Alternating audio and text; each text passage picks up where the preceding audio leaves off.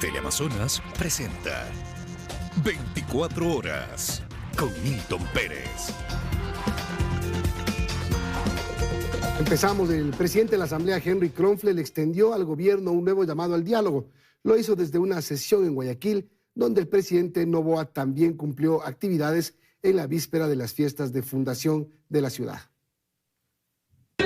Este miércoles el Ejecutivo y Legislativo cumplieron agenda de actividades en Guayaquil. El presidente de la República, Daniel Noboa, arribó pasadas las 10 de la mañana al espacio integral familiar El Astillero, en donde anunció que 20.000 créditos de desarrollo humano han sido entregados. En su corta intervención, el jefe de Estado aseguró que su gobierno ha tenido un gran desafío para cumplir con la entrega de estos incentivos. Es un gran desafío el que estamos haciendo con el país que encontramos.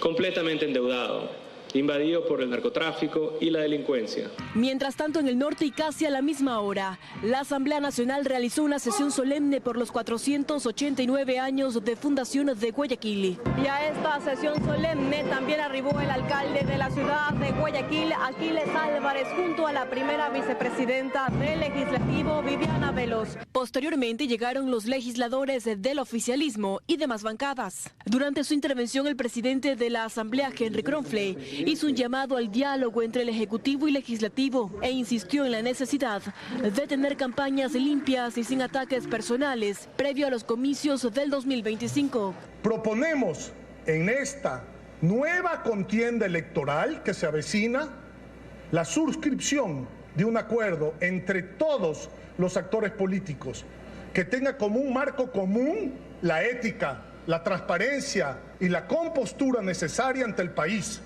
que está harto de politiquerías y populismos. Hago un llamado como ecuatoriano y guayaquileño a la unidad, al diálogo. Y también quiero dejar en claro que esta asamblea no tiene enemigos. El presidente del Legislativo aprovechó la sesión para entregar al secretario general de la Asamblea el proyecto de la Ley Orgánica de la Policía Nacional. En la sesión solemne, la Asamblea Nacional entregó al menos 36 condecoraciones a instituciones y personalidades de Guayaquil. A propósito de las fiestas de fundación de Guayaquil, el alcalde Aquiles Álvarez anunció en su enlace radial las nuevas obras para la ciudad. Entre ellas destacó que ya fue adjudicada la terminal terrestre que se construirá en Vía La Costa. También están en proceso de contratación trabajos de asfaltado por $20 millones en el suburbio y se evalúan soluciones viales para la ciudad.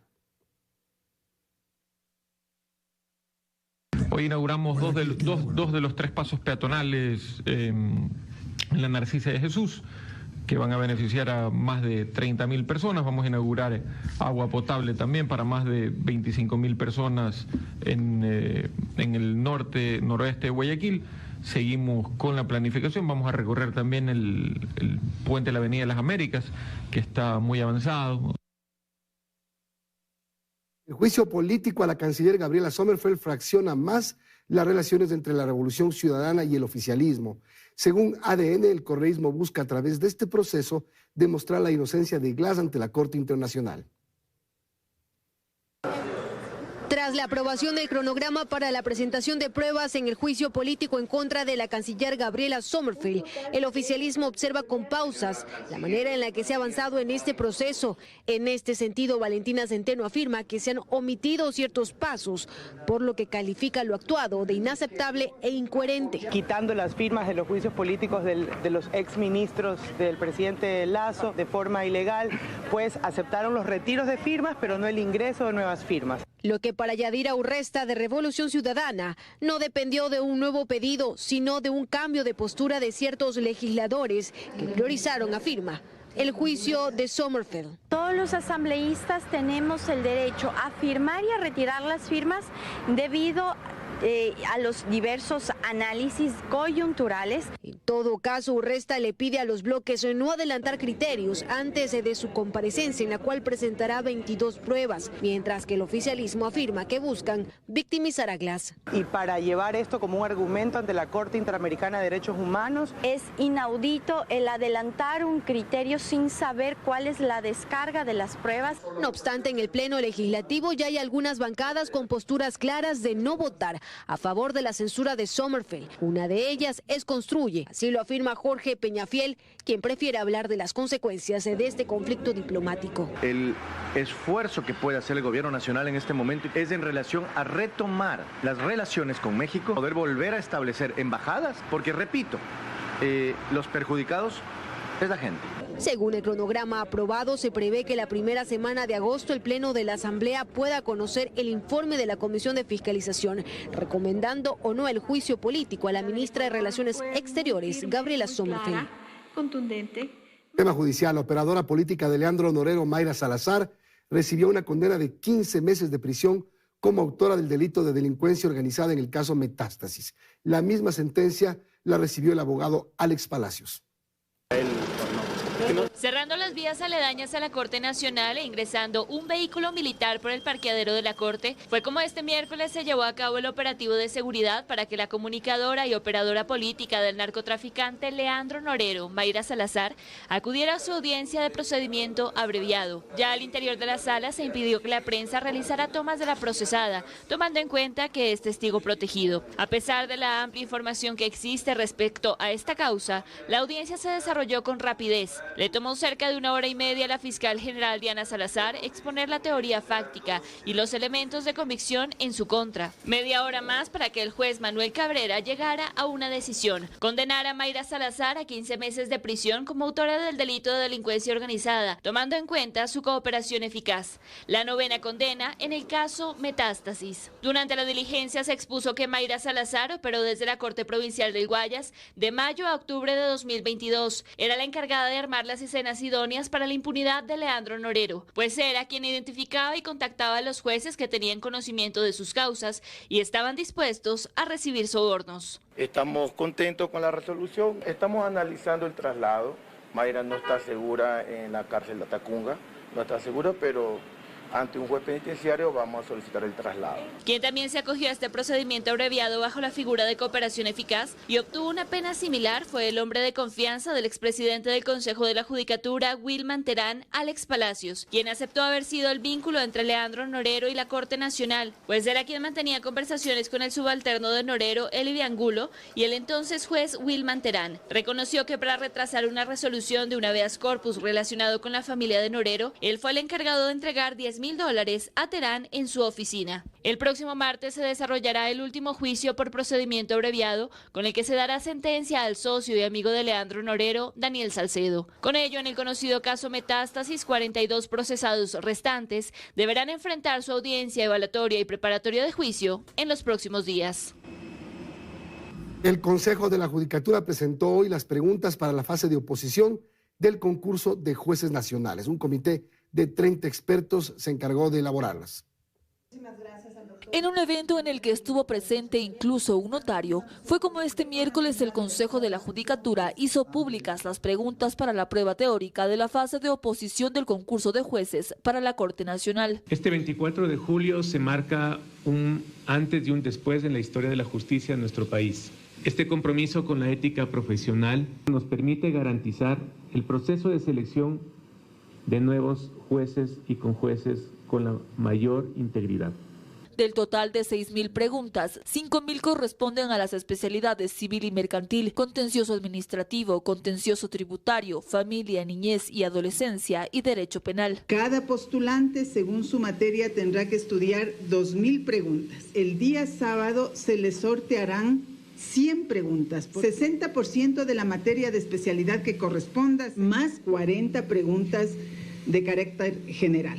La elaboración de estos cuestionarios estuvo a cargo de un comité de 36 expertos, hecho que según la Judicatura es la prueba máxima de que el proceso se ha desarrollado con total transparencia. Estuvimos elaborando cada uno del comité de expertos 167 preguntas teóricas, también fueron validadas por tribunales. Este proceso no ha sido hecho por los vocales del Consejo de la Judicatura. Ha sido realizado y ha estado en manos de docentes y abogados que tienen su trayectoria. Creo que la mayor seguridad de la fase de oposición va a estar en quienes han colaborado en la formulación de preguntas. Los 70 postulantes que pasaron a la fase de oposición tendrán 3 días para estudiar y rendirán el examen el sábado 27 de julio desde las 8 hasta las 5:30. Posteriormente vendrá la etapa de recalificación y la prueba práctica. Henry Kronfle, presidente de la Asamblea, asegura que aún no toma una decisión sobre su posible precandidatura presidencial por el Partido Social Cristiano, mientras la prefecta de Pichincha, Paola Pavón, insta a la Revolución Ciudadana a buscar alianzas para respaldar su eventual postulación o la de sus compañeros. No es una elección fácil y eso lo reconoce. Paola Pavón es una de las 4 opciones que hoy baraja la Revolución Ciudadana para las próximas presidenciales. Que cualquiera de sus compañeros podría llegar y hacer un buen trabajo, asegura. Sin embargo, reconoce que en esta campaña la RC debe mirar por fuera, buscar alianzas. Creo que debemos ampliar más allá de la unidad de la Revolución Ciudadana. ¿Por qué?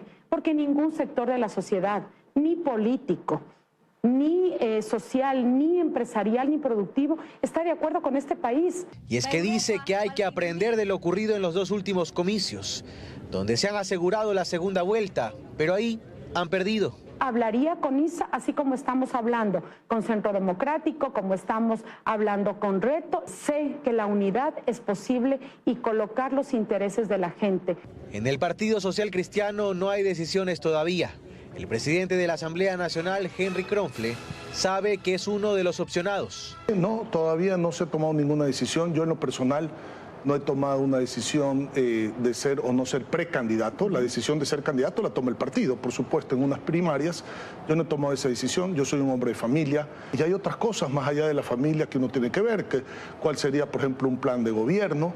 El PSC aún no hace público cuándo confirmará a su candidato. La Revolución Ciudadana lo hará la primera semana de agosto. Entre el 3 y el 17 de ese mes están previstas las elecciones al interior de los partidos políticos. A mediados de septiembre empiezan las inscripciones en el Consejo Nacional Electoral. Seguimos. El Ministerio de Salud empezó este miércoles a pagar una parte de la deuda de 140 millones de dólares que mantiene con las clínicas dializadoras. Sin embargo, la decisión de paralizar la atención a los pacientes desde este jueves se mantiene. Así.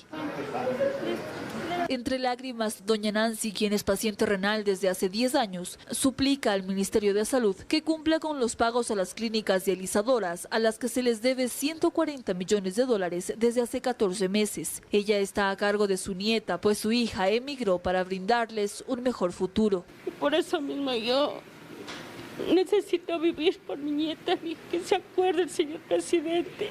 Estamos preocupados porque nosotros tenemos también familias, nosotros también queremos vivir, que se imaginan también la desgracia que puede ocurrir si esta situación continúa. Y la situación del personal que labora en estas clínicas es igual de grave. Javier, por ejemplo, perdió a su familia y su vivienda por la falta de pago. Ya nos deben todo este año, no hemos cobrado un solo centavo de sueldo y he sido ya desalojado de donde vivía por temas de no pagar arriendo. Actualmente es muy difícil incluso obtener nuestra propia alimentación. Ante esta situación, este miércoles se instalaron mesas técnicas con el Ministerio de Salud en las que se acordó abonar una parte. Los pagos van a iniciar el día de hoy, se les estaban solicitando facturas. La idea es que iniciemos un plan programado de pagos a partir de este mes y terminemos en diciembre. Sin embargo, para las dializadoras no es suficiente, pues el pago sería nada más de una factura, lo que representa aproximadamente 11 millones de dólares a escala nacional. Por ello anunciaron que la suspensión del servicio desde este jueves se mantiene. El pago de una factura casi no nos ayuda mucho, prácticamente unas 3 semanas, exagerando unas 4 semanas más de tratamiento. Según los especialistas, un paciente podría sobrevivir máximo un mes sin diálisis. Por ello exigen que se cumplan con los ofrecimientos. Mientras tanto, desde el Instituto Ecuatoriano de Seguridad Social han preferido no pronunciarse. La ministra del Interior, Mónica Palencia, defiende los avances en el combate a la inseguridad que emprende el gobierno. Dice que la situación no puede evaluarse a partir de lo ocurrido en los últimos días. El gobierno hace cálculos para explicar que en materia de seguridad las cosas están mejor. recientemente presentó sus cifras de esta forma, comparando las 34 semanas de gestión de Daniel Noboa versus las primeras 34 semanas del gobierno anterior. Hay 23% menos homicidios, aseguran. Además, comparando la semana 29 de 2024 versus esa misma semana de 2023, hay 43% menos homicidios. Pero este último fin de semana no hubo buenas noticias. Se reportaron muertes violentas en casi todas las provincias en las que rige el estado de excepción. La ministra del Interior, Mónica Palencia, responde que hay que analizar el contexto.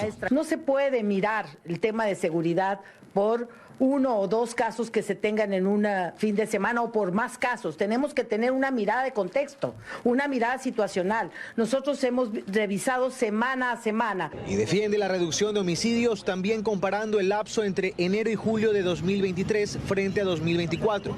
Dice que se registran 774 homicidios menos a nivel nacional. Íbamos con una tendencia hacia la alta. No solo hemos revertido la tendencia, sino que hemos disminuido y hemos tenido grandes golpes al narcotráfico, a la delincuencia organizada y sobre todo a la recuperación de los territorios en el Ecuador. Pero las cifras que constan en el decreto ejecutivo a través del cual se justifica el estado de excepción vigente muestran números desagregados por provincias y ciudades. Es así que en Los Ríos se reportaron 15% más muertes violentas entre marzo y junio. En Manabí, 13% más. En Santa Elena, 15%. En Orellana, 63%. En Camilo Ponce Enríquez, en Azuay, 82% más.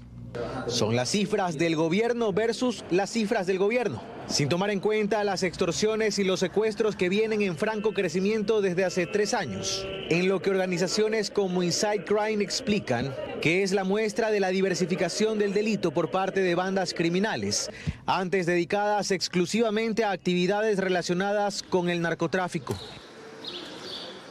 La defensa de la familia Ati pide la aclaración de los exámenes médico-legales de los 4 procesados por el femicidio de la subteniente Pamela Ati para conocer la razón por la que los tres de ellos tienen marcas. 2 personas que mantenían amistad con la víctima podrían ser los próximos involucrados. Ella tiene la presión. La defensa de la familia de la subteniente Aidita Ati, quien fue asesinada en el fuerte militar Napo, pide que se aclare en el examen médico legal a qué se deben las escoriaciones o magulladuras encontradas en los cuerpos de los procesados Javier Pino Argote, John Mendoza y Ángel Jiménez. Freddy Quintanilla, quien también está sindicado, no tenía marcas. Para determinar si estas escoriaciones, lesiones que ellos tienen son producto de su actividad física producido por ellos mismos o por un tercero. En las uñas de la subteniente no hay esos rastros, ya tenemos esos resultados, no presentan ningún ADN. Sin embargo, los abogados de la familia Ati esperan los resultados de criminalística, que podrían revelar presencia de ADN de los 4 procesados u otras personas en diferentes partes del cuerpo de la subteniente o elementos de la escena. Momento que se apoyaron en la cama, momento en que se apoyaron en el cuerpo, que eso hacen el cotejamiento de esa información con lo que tiene el registro civil, parte del cuerpo, porque todo el momento en que se hace el levantamiento fijan toda la información, desde la cabeza en todo el lado. Hay dudas sobre si están procesados todos los sospechosos. En los próximos días, 2 personas que habrían mantenido una relación de amistad con la víctima podrían ser vinculadas al caso. Una de ellas habría sido parte de las 18 personas que fueron involucradas en un inicio y la otra no. ¿Vio que le van llevando? Se supone que si es la compañera o la mejor amiga, debe preguntar por qué la llevan o la acompaña. Ella sabe algo más. Entre las versiones de los implicados, soltaron la información de que un tercero solicitó verle a la subteniente para saber en qué condiciones estaba. Supuestamente era el mejor amigo. Él manifiesta que sí la vio con vida, que vio sus pies normales, pero llama la atención que no recuerde si es que estaba respirando. Él fue la última persona que la vio con vida.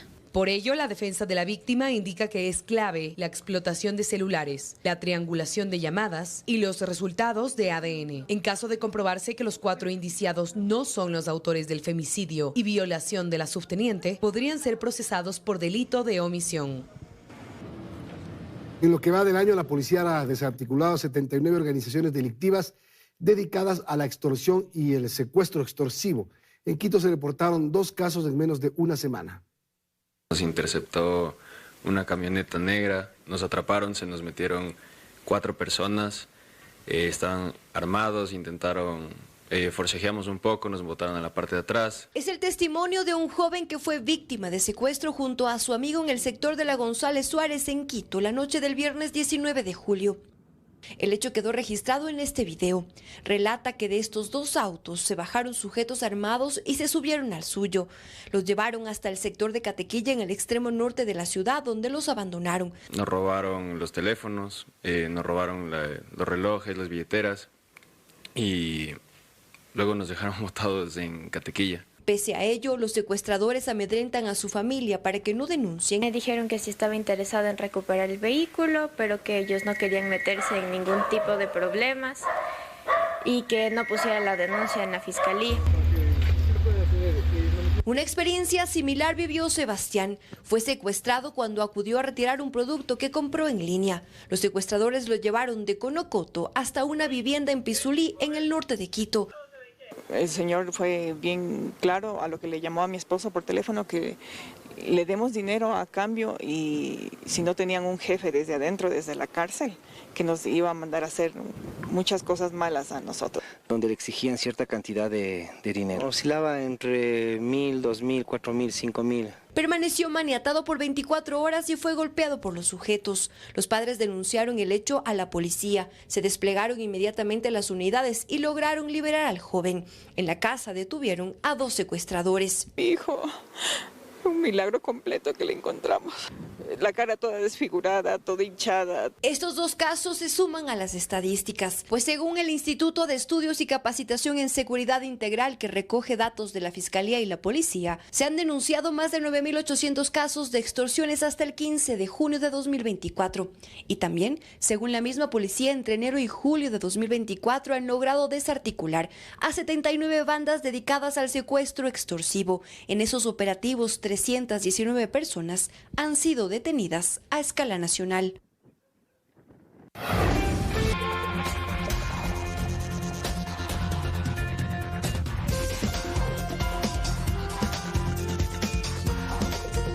Seguimos. Las 9 parroquias de Quito que buscan convertirse en cantón deberán atravesar un largo proceso que pasa por el presidente de la República, el Consejo Nacional Electoral y la Asamblea Nacional.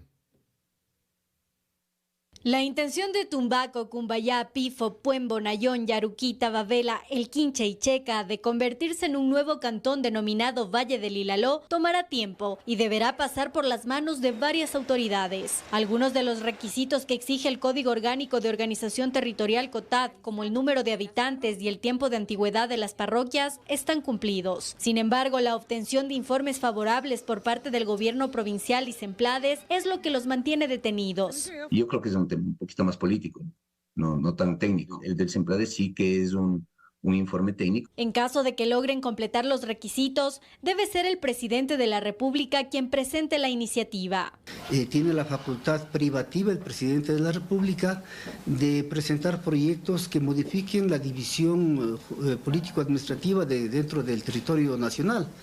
Porque usted recordará que antes de la vigencia de la Constitución de Montecristi, la Asamblea tramitaba la creación de cantones por iniciativa y auspicio de la bancada legislativa o de un diputado de ese entonces.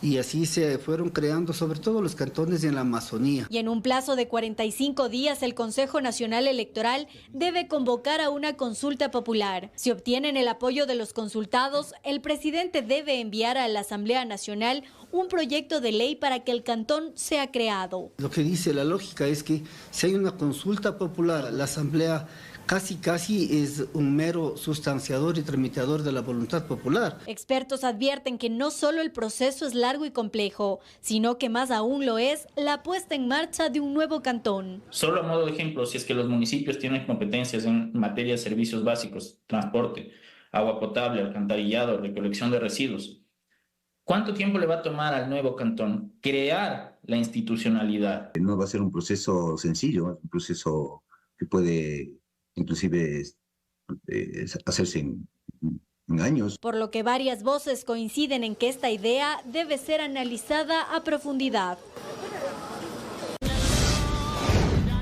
Con desfiles estudiantiles y presentaciones artísticas, Guayaquil se prepara para celebrar sus fiestas de fundación este 25 de julio. Vámonos al centro de la ciudad. Ahí está Astrid Singre para contarnos las actividades en homenaje a la Perla. Hola, Astrid.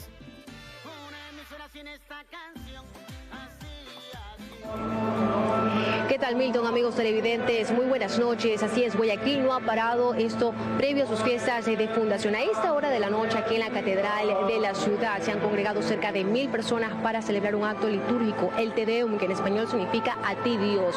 Lo preside justamente el monseñor de la ciudad, el monseñor Cabrera, y el objetivo es elevar peticiones a favor de nuestra urbe. Hasta este acto se ha dado cita la prefecta de la provincia del Guayas, Marcela Aguiñaga, así como también el alcalde de la ciudad, Aquiles Álvarez.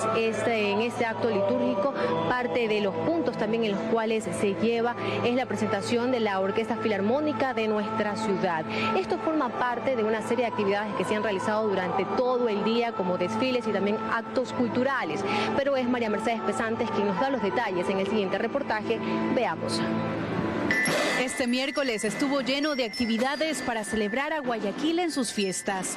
Se realizó un desfile cívico-estudiantil en el Parque Samanes, que reunió a padres de familia, docentes, bandas de guerra, bastoneras y brigadas cívicas, que presentaron sus mejores coreografías. Además, se llevó a cabo la inauguración y premiación del tradicional Salón de Julio, un espacio que busca promover la producción artística y contemporánea en la ciudad. Lenín Mera, con su obra Fosforito, se llevó el primer lugar, una obra que representa la violencia a la que se enfrentan quienes viven en el Cantón Durán. Utilizar estas escenas que prácticamente son terroristas y pintar esas microescenas en las propias cajitas de fósforo. En el Malecón 2000, las damas del voluntariado de la Mesa Panamericana realizaron un homenaje a la Perla del Pacífico por las fiestas de Guayaquil. El público disfrutó de bailes y poesía. Una feria de emprendimiento se realiza en Guayaquil de 10 de la mañana a 6 de la tarde en los bajos de la Gobernación del Guayas a propósito de las fiestas julianas. Decenas de emprendedores exponen sus mejores productos. Hacemos lo que son ropa y accesorios para su mascotita. Estoy vendiendo ahorita queso de leche, torta de nuez y unas sándwiches de atún. Así Guayaquil festeja sus 489 años de fundación, con varias actividades que reúnen a las familias guayaquileñas. Y con este recuento de actividades, amigos televidentes, vamos a una pausa, pero ya regresamos con más en su noticiero 24 horas.